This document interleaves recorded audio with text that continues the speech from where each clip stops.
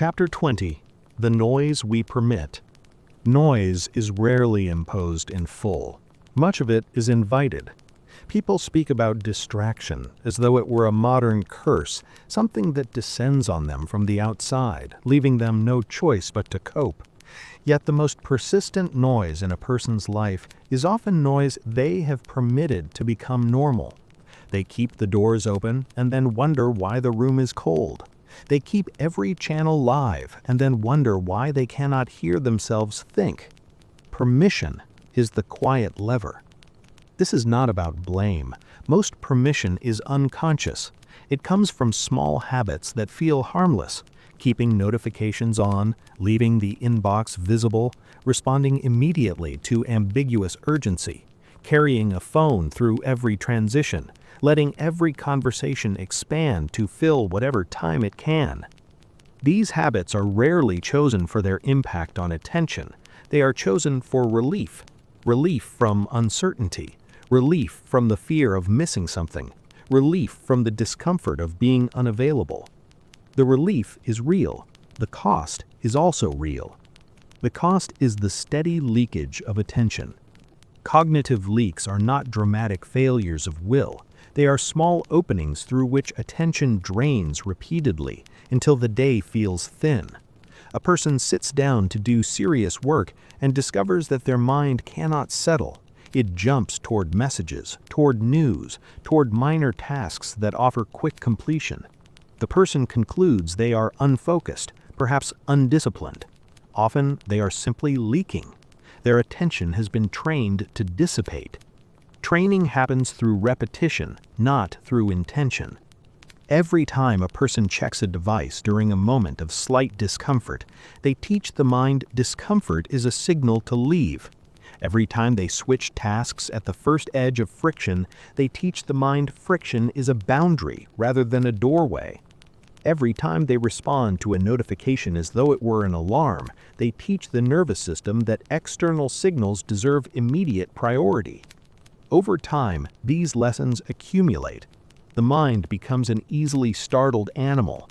It cannot remain in one place long enough to build anything that requires sustained contact. Noise becomes a form of emotional interference because it fragments not only attention but inner continuity. A person with fragmented attention is more reactive because they are less anchored.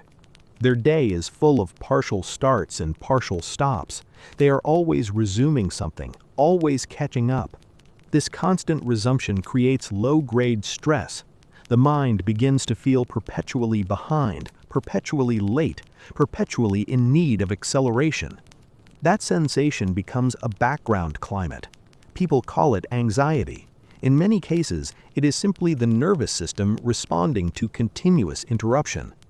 Digital intrusion is the most obvious generator of this climate, not because devices are inherently harmful, but because they are designed to compete for attention. Competing designs do not need your agreement to work, they need only your access. The phone on the desk is not neutral, the open inbox is not neutral, the pop-up banner is not neutral. They are invitations, and the mind is suggestible. It does not have to be weak to respond. It has to be human. The modern environment is built to exploit that humanity, and then to convince you that your response is your own choice. Choice becomes blurred when interruptions are normalized. If every message expects a quick reply, slowness begins to feel irresponsible. If every update arrives instantly, absence begins to feel like ignorance. If every social channel is always open, solitude begins to feel like neglect. Noise changes norms quietly, and once norms shift, people begin policing themselves. They do not need to be interrupted by others. They interrupt themselves. They check without being asked. They refresh without needing new information. They scan not because there is something to find, but because scanning has become their default posture. The posture of scanning is one of the most corrosive mental habits a person can develop. Scanning keeps the nervous system in a state of readiness without a clear object. It creates the sensation that something might be needed at any moment. That sensation is fatiguing. It also makes deeper work feel strangely threatening because deeper work requires closing channels. Closing channels feels like risk to a scanning mind. The person then avoids deep work by staying available and calls availability responsibility. Availability without boundaries is not responsibility, it is exposure.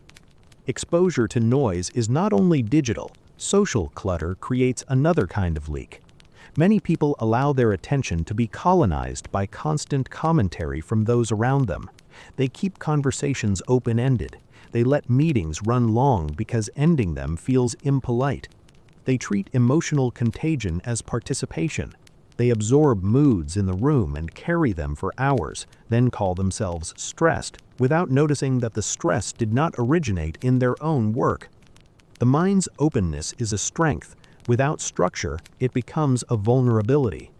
Social noise often enters through a subtle sense of obligation.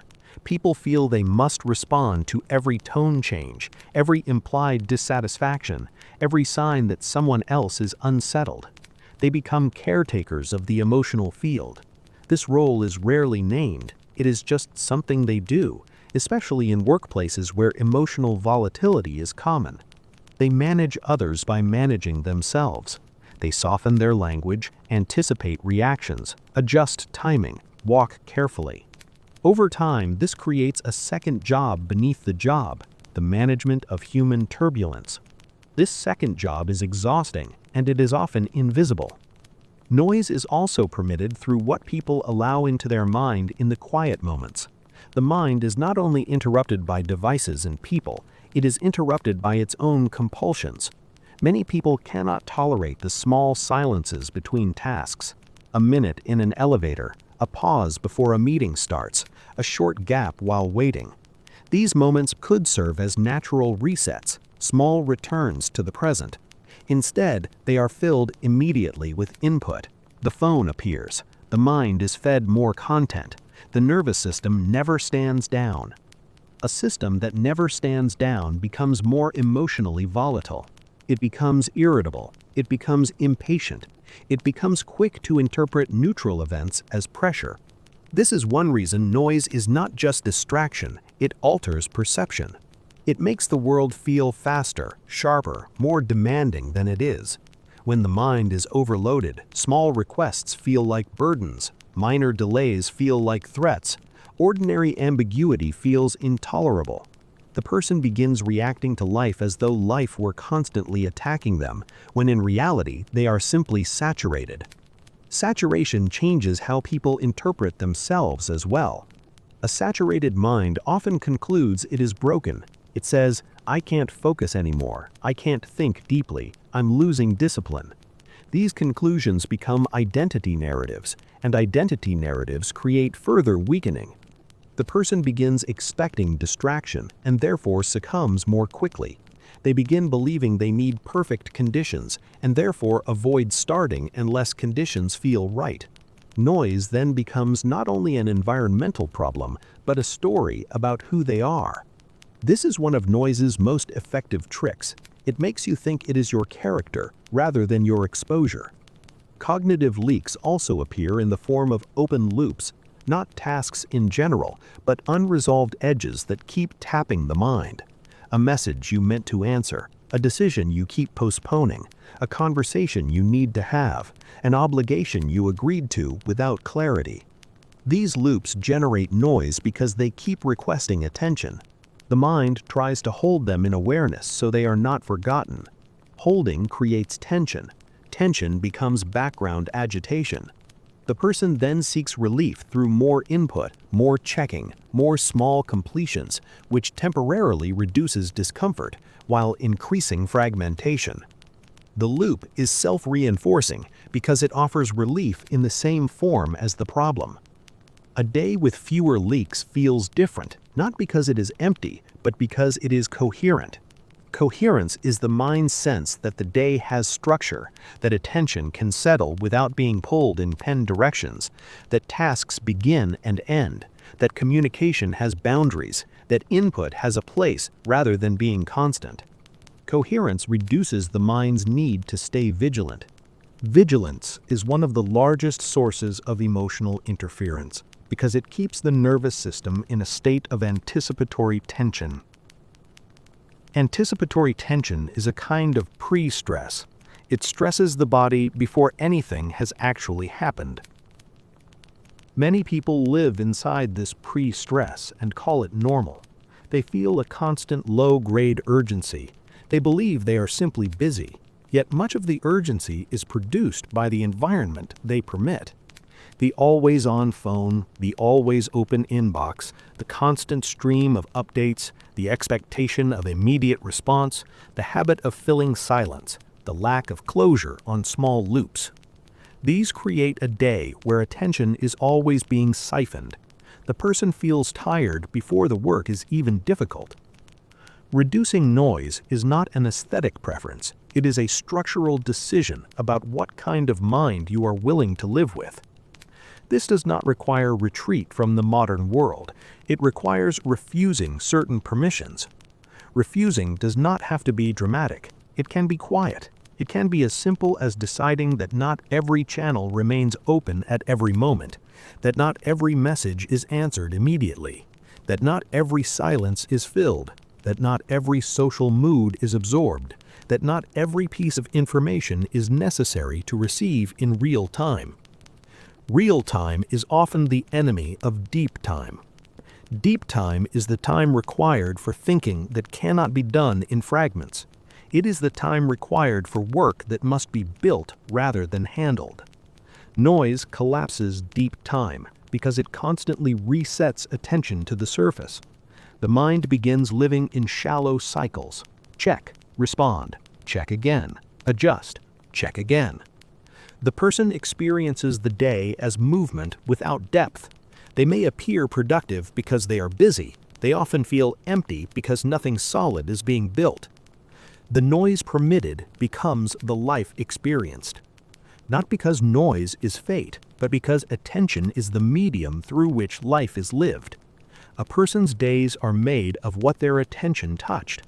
If attention is constantly pulled by trivial signals, the day becomes trivial, even if the person is exhausted. If attention is allowed to remain on meaningful work, meaningful conversation, meaningful rest, the day becomes fuller even if the work is demanding. The most serious cost of noise is not distraction. It is the loss of internal sovereignty. A person who cannot protect their attention becomes governed by external stimuli and internal compulsions. They become easily steered. Their emotional state becomes increasingly reactive because their nervous system is constantly being poked. They start thinking of themselves as someone who must endure their environment rather than someone who can shape it. The steady worker does not accept this. They treat the noise they permit as part of their responsibility because it is part of what determines the quality of their mind. A good day is not protected by willpower alone. It is protected by boundaries, by reduction, by intentional silence, by fewer open loops, by fewer live channels, by fewer social entanglements that leak into everything else. When these protections are in place, emotional turbulence has less to cling to. Disturbance still occurs, but it is less likely to accumulate into a permanent fog. The mind remains clearer not because it became perfect, but because it is no longer continuously drained by the noise it once allowed to feel normal.